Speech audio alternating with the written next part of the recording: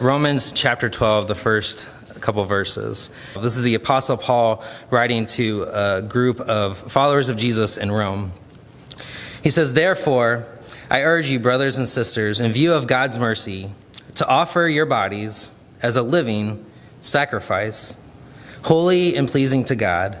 This is your true and proper worship. Do not conform to the pattern of this world, but be transformed by the renewing of your mind. Then you will be able to test and approve what God's will is, his good, pleasing, and perfect will." GPS and driving according to GPS has become something that most of us are probably used to at this point. Like, a lot of people I know can't get anywhere unless they have a GPS. But I remember the earlier versions of a GPS where you still had to have the actual separate unit in your vehicle.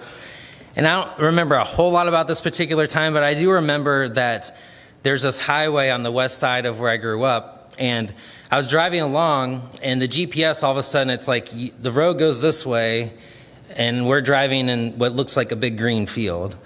And what had happened is that the GPS hadn't updated yet for this new 4-lane highway that had gone in. And so as far as the GPS is concerned, I'm just driving in a field, but I knew that I wasn't. Maybe you've had a similar experience with that before. How many of you have ever heard the phrase, "the map is not the territory"? It's maybe not the most common phrase, but I'm guessing some of you have heard of it. The map is not the territory. It's a phrase that Polish-American thinker Alfred Korzybski coined. The idea behind the phrase is that maps are visual translations of geography.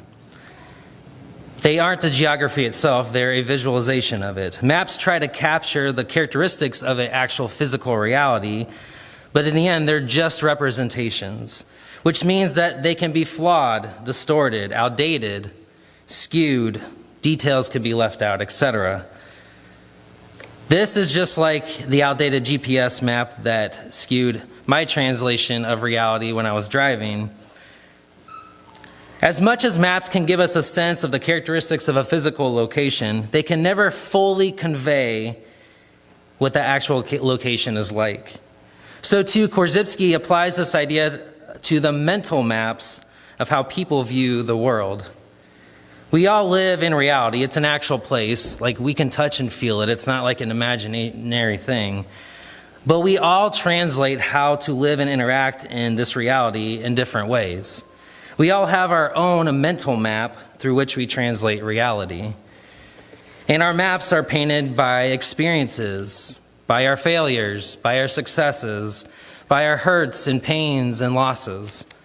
Our past and our surroundings paint our mental map of how we view the world and how we guide ourselves through the world. We all have a mental map through which we translate reality. And most of our interactions with each other are probably mostly a clashing or comparison or interacting with each other's mental map of reality. Like, I see this way. Do you see it this way? That's often what a lot of our life is it's comparing the mental maps of how we view reality.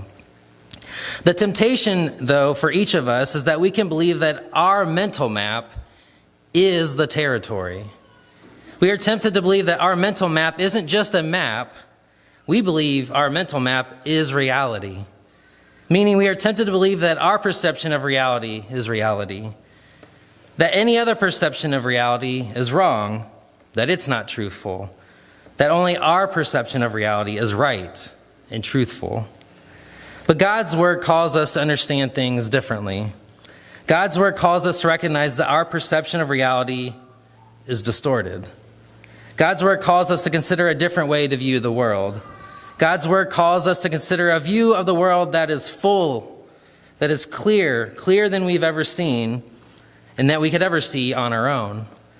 God's word calls us to consider the truth of reality as it is from his perspective, from God's perspective.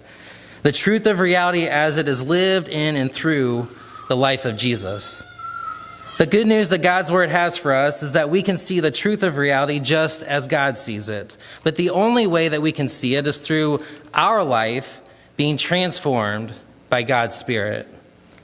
The only way that we can see the truth of reality is to offer ourselves to God with every breath of life.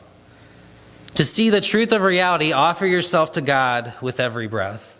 To see the truth of reality, offer yourself to God with every breath.